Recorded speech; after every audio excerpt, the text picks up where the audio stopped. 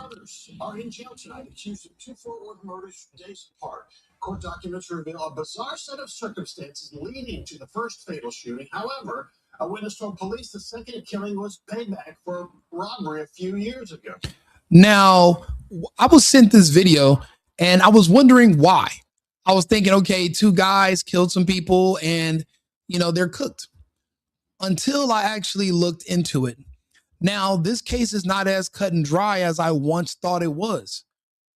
I think these twins have action.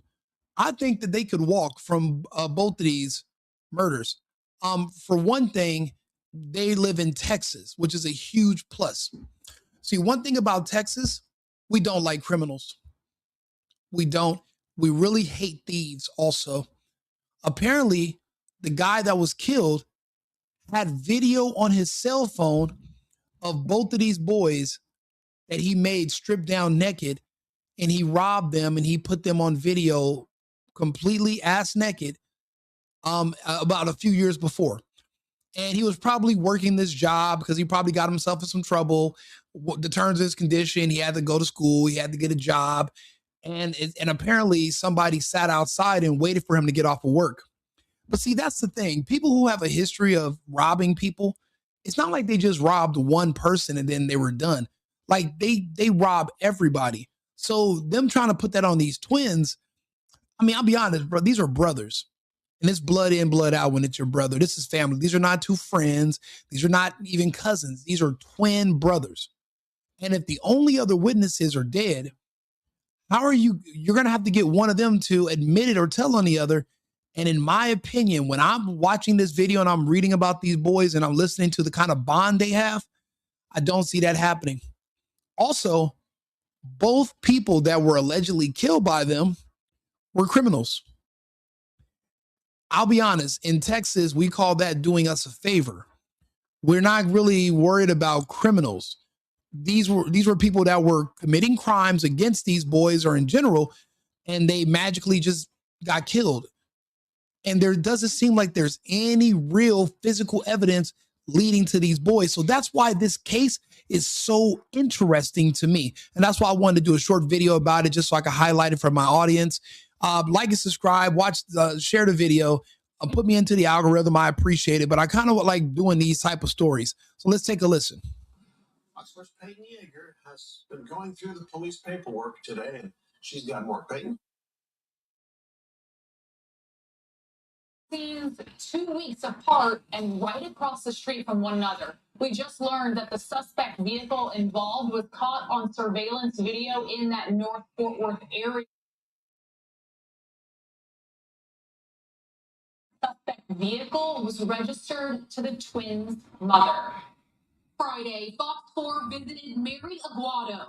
We don't really hang out outside anymore. Again at her Garden Acres home in Fort Worth. Her fence in the same condition 1 month after a high-speed chase ended in her front yard.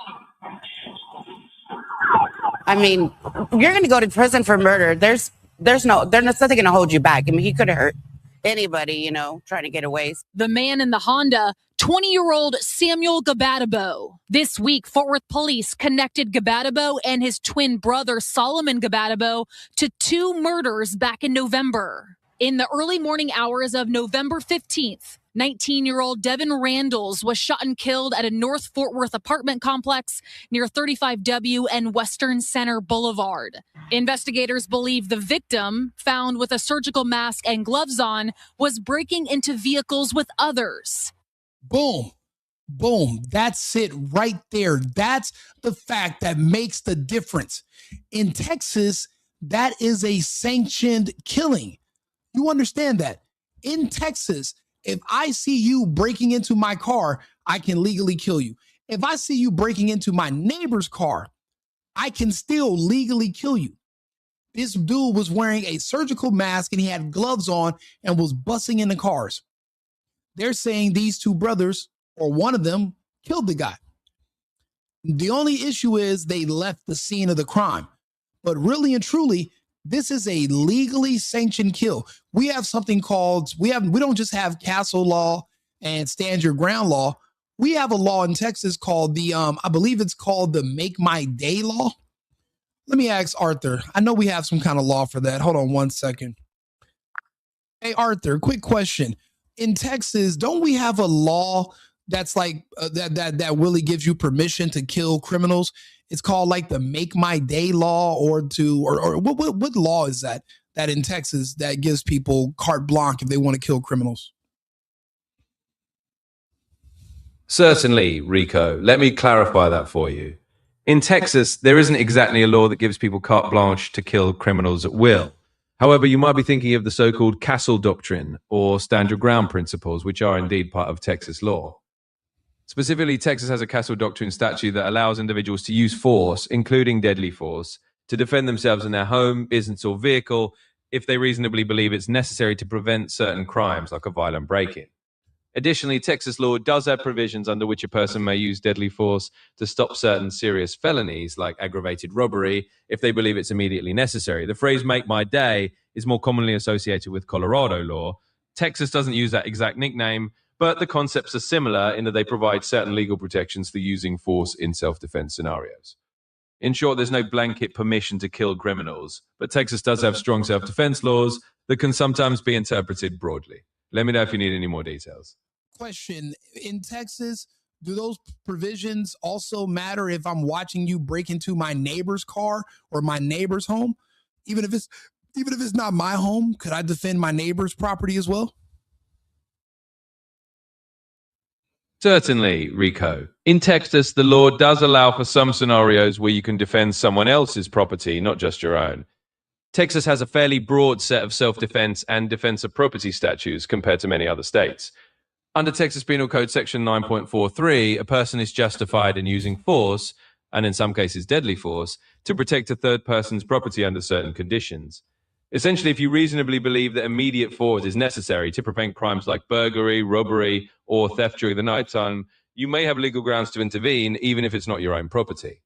That said, these laws are nuanced and can be complex. The use of deadly force in defense of someone else's property is more limited, and typically justifiable only under specific circumstances, like when you believe the property owner would be justified in using force themselves, and they requested your help, or you have a legal duty to protect that property.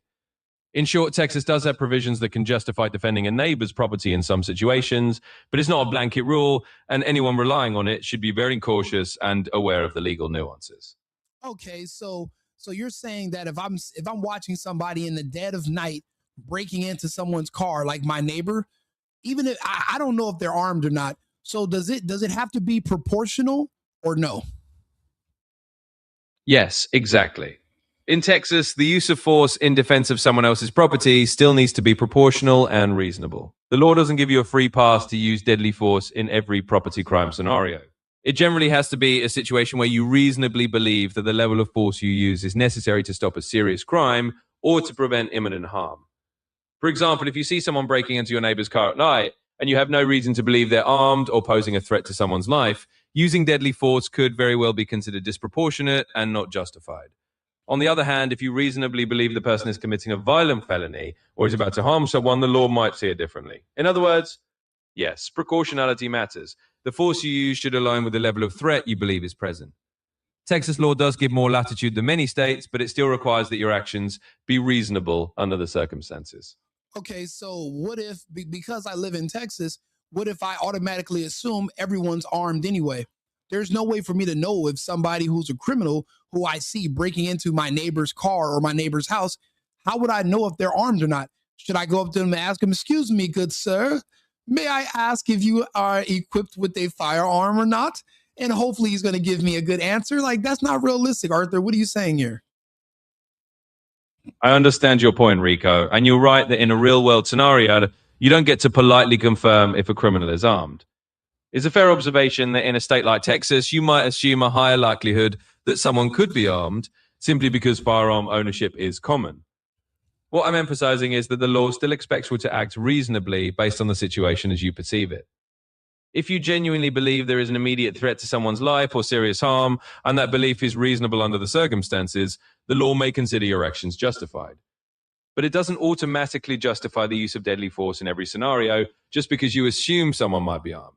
In short, the key point is that the law looks at what a reasonable person would believe and do in that moment. It doesn't mean you have to be certain whether someone is armed, but it does mean your actions need to be proportional to the threat as you reasonably perceive it. Let me know if that helps clarify. Let me clear this up for you, and I want you to remember this, what I'm about to tell you. The reason I know you're wrong is this.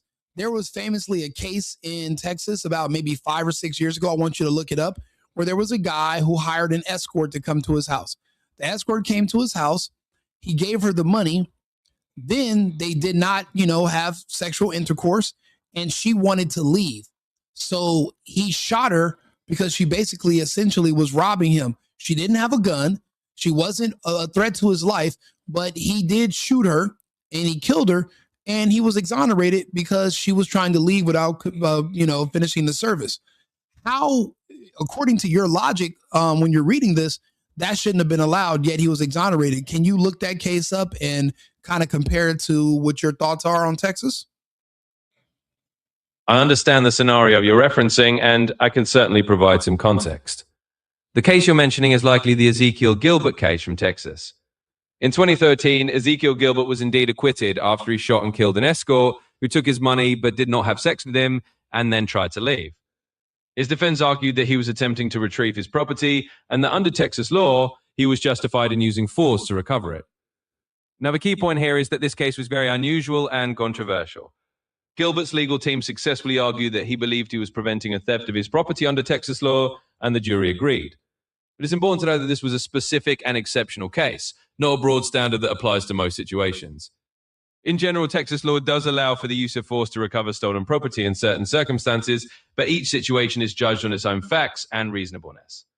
So to put it in perspective, that particular case was not the norm and isn't a blanket precedent that everyone can rely on. It's a reminder that while Texas has strong self-defense and property defense laws, the outcome can depend heavily on the specifics and how a jury interprets the reasonableness of the defendant's actions. I'll remember that context and that you want this particular case noted. If you have more details or need further clarification, just let me know. Okay, I want you to apply the logic from this case with Ezekiel to the case that we're discussing in this in the video today about the Gbadebo brothers. Now, both of the people that were killed were both robbers. One person was breaking into cars, and the other guy robbed them and made a video of it, of them being stripped down naked, and somebody killed him too. I don't know how they're going to be able to prove that the two brothers did it, but both of the people that were killed were criminals in Texas that were robbing people. How do you see this playing out? Certainly. Let's apply that lens to the scenario involving the Gbadebo brothers. In the Ezekiel Gilbert case, the jury's decision was heavily based on the specific argument that he was trying to reclaim what he considered stolen property and that Texas law allowed for that defense. That was an unusual case and not a blanket precedent, but it does illustrate how a Texas jury might consider the context of the incident and the perceived criminal behavior of the person who was shot. Now, applying that reasoning to the Gbadebo brothers case, the fact that the individuals who were killed had allegedly robbed or humiliated the twins could indeed influence how a Texas jury views their actions. Texas juries have been known to consider the broader context, including whether the deceased were involved in criminal acts themselves, when deciding on the reasonableness of the defendant's use of force. However, it's important to remember that each case is unique. The Gilbert case doesn't automatically mean the Gbadebo brothers' actions will be viewed the same way. The court will look at the specific facts, whether the killings were truly in response to an imminent threat or a long-delayed act of revenge, whether the brothers reasonably believed they were in danger or protecting themselves, and how immediate the perceived threat was. The element of proportionality and timing will be critical. In summary, while the Gilbert case shows that Texas juries can be sympathetic to a defendant who believes they are dealing with criminals, it doesn't guarantee the same outcome here. It will ultimately depend on how the jury views the reasonableness and immediacy of the Gbadebo brothers' actions. Let me know if you need further analysis. You know what? I'm good to go. I just like the fact that you said a Texas jury would consider a broader context, which I do appreciate. That means they're going to look at the whole picture, not just, oh, this guy died, we think somebody killed him. They're going to ask, well, why? Oh, wait a minute, you were a criminal, you were breaking into homes. Wait a minute. There was a video on the deceased's phone of not just him making these boys strip and robbing them, but videotaping them naked, making them get naked and robbing them of their belongings. Even if they didn't kill the guy, they had justification to. They have motive. I appreciate you stepping in, Arthur. Thank you. Let's get back to the video because I'll be honest. In my opinion, the Gbadebo brothers have action. 2 weeks later, and just across the street of Western Center Boulevard, an employee at Flip's Patio Grill was murdered in the parking lot. Detectives determined 20-year-old Isaiah Gonzalez finished his shift on November 30th when he was gunned down in his vehicle. Fort Worth police say it appeared to be a targeted hit. According to a newly obtained search warrant, during the investigation, police received a tip that Gonzalez robbed the brothers 4 years ago and forced the twins to undress at gunpoint. Do you see what this? I'll be honest with you. Even if they're able to prove that it was these brothers that did it, which I highly doubt they can do, because neither one of the brothers are going to tell on each other. And they didn't have a clear description of the two guys who did it, not beyond a reasonable doubt. So they're not going to be able to prove that these guys did it. All they have is some shoe prints. They're not going to, everybody who's black in Texas wears Air Force Ones. That's not going to help you. Even if they did prove that it was the brothers that did it, when the jury hears why, I'll be honest, they're going to be sympathetic. I think it'll be in the prosecutor's best interest to strike a plea with them or to offer them any charges that don't have murder, or it could be some lower, maybe manslaughter, something way lower down the list. But if it goes up to a Texas jury and they find out that these boys were robbed and put on video, basically revenge porning the boys, where the boys were victims. They're not just cowboys, but they're victims. If they can prove that these boys did it, these are real cowboys in Texas. They handled their candle.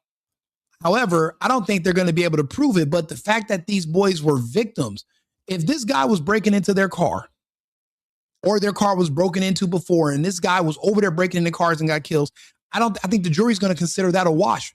The jury's not going to be sympathetic to that person's death. They were a criminal. Because in Texas, one thing I've noticed, everyone put themselves in the shoes of the people being victimized. How would you feel if your car got broken into and your personal belongings in there were stolen, your debit cards, your laptop?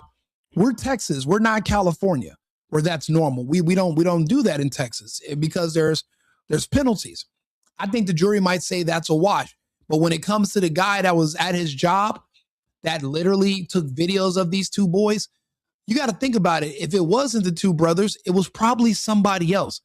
If he's bold enough to make a video and not delete it of making these two boys strip, who knows who he's showing it to over the years? That's probably a force of habit. He's probably done that before. So he was a career criminal that just got caught slipping, leaving his job. I don't think the jury's going to be sympathetic for either of these victims. So yeah, they're painting a bad picture of these two brothers, but these two brothers are, we would call them cowboys. I mean, these two brothers deserve a medal. It's not like they were looking for innocent people to hurt. They literally, if they did it, they only killed career criminals. And in Texas, I don't think that's not a crime. The tipster told officers they recently heard the Gbadebo brothers were responsible for Gonzalez's murder. Investigators say they found a video on Gonzalez's. So they got a tip. There's no evidence. And these brothers they're twins. They're not going to talk. They'd be happy to go to jail together. They're not going to talk on each other. They're not going to turn. At the end of the day, that's all you have is your brother. That's all you have is your twin. There's no other evidence. They're going to walk. Phone of two naked young men at gunpoint. Using facial recognition software, police determined the young men in the video to be the twin brothers. Imagine how traumatizing that is. Not only are you being robbed, but the men who have guns on you robbing you, they make a video of you and your brother getting naked together. You know how embarrassing that is? They might as well let these boys go. Once the jury, if they just play this news article of in the way they describe what happened, this is all the jury needs to hear right here. This is what the jury needs to hear. This part, only this. For Gonzalez's murder. Investigators say they found a video on Gonzalez's phone of two naked young men at gunpoint. Using facial recognition software, police determined the young men in the video to be the twin brothers. If they just play that 8-second clip in court, all the charges are dropped and dismissed. It's over. That's in Texas is not sympathetic to criminals. Think about it. A long time ago, we would have literal bounty hunters, and that's what the Cowboys were. And they would literally find people that had bounties on their head, and they would kill them, and they would take them in and get the reward. That's the law of the land still. That's why they say don't mess with Texas. It's a great place to go if you're in law enforcement, because the people of Texas realize that we can't lean on the police for everything. They're not superheroes. You are supposed to be your own first line of defense. That's how it works in Texas. These two boys, if anything, they were literally defending themselves. It might have not been right then, but if this is what somebody had did to you and you had a chance, I'll be honest, this is muddy waters right here. But if they play that clip and then they don't have any strong physical evidence that they did it, this case is over. These boys are going to walk. So all of this parading them around like you capture some criminals, this is a waste of time. These boys got action. This is not a cut and dried case. If anything, these boys are victims. They're cowboys, but they're victims as well. Then on December 12th, that's when Samuel Gbadebo was arrested for evading arrest in the Garden Acres pursuit and bonded out. At the time, Fort Worth police say they didn't have enough evidence connecting him to the two murders. This week, on Thursday, Fort Worth's fugitive unit found the brothers at a residence in Burleson and booked them into the Tarrant County Jail. Back at Mary Aguado's house, They're going to come fix it probably next week, but on my dollar. She fronted the money for a new fence, now hoping for a guardrail, but thankful her family wasn't hurt that December day. He jumped my fence where my mom was right there.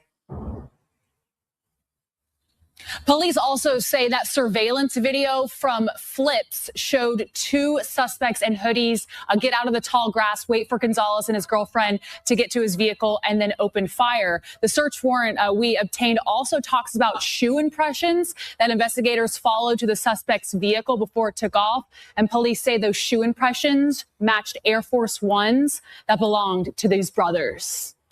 Maybe they belong to those brothers, but remember, that's a known fact that anybody in the hood, any criminal, when they're about to go do something, everyone wears black Air Force Ones. It's a part of the uniform. If you see somebody walking around in your area and they're wearing black Air Force Ones, run. Do not allow anybody with black Air Force Ones around you or your property or your kids. Run. Get out of there. That's a bad sign. So that's they call that doing a drill. That's a drill. That's a part of a drill uniform. Black Air Force Ones, black sweats, black hoodie. That's a part of it. That's a part of the uniform. So you can't really place it directly on those two brothers. There's so much doubt here. And the two main witnesses against them are dead. So this is a very, very weak case. And it's in Texas. And the two people that died were criminals. Literally, one of them died in the commission of a crime, and the other one kept video of the crime on his phone. That's like you find out somebody killed a rapist, right? No, that's like say you found out somebody got killed. You check his phone, there's a video of him harming or raping kids. And you're like, wait a minute. Am I really going to send someone to jail who killed someone who rapes kids? No, that's not in Texas. So you got to look at all the facts, and I'm glad Arthur cleared that up for me.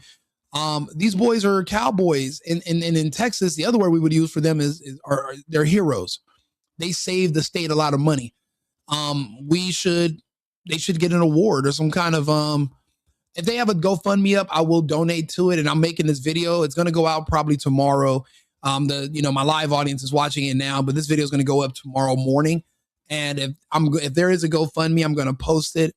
I think we should donate to it. Again, these boys, if God, let's say they did it, they only went after criminals. So they're bounty hunters. they're out here doing the Lord's work. They're pretty much detectives. They're out here, they're doing police work. The police should have done this. So good for them. They help the community and they probably already saved lives. Good stuff. Let me know your thoughts on this subject. This is Texas. This is not where you live probably. So let me know if you have a difference of opinion. I'd love to hear it. Like and subscribe, share the video, push me into the algorithm. I'm shadow banned right now.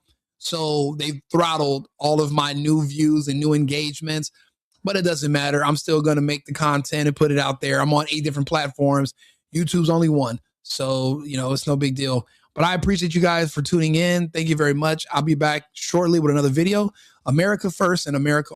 I've been needing to find a new apartment, which has not been easy with credit as bad as mine. Luckily, I found cosigning.com. They connected me with a cosigner who helped me get my dream apartment for me and my dog. I just paid a small fee and was able to move in fast. Get the cosigner you need for the apartment you want. Check out cosigning.com today.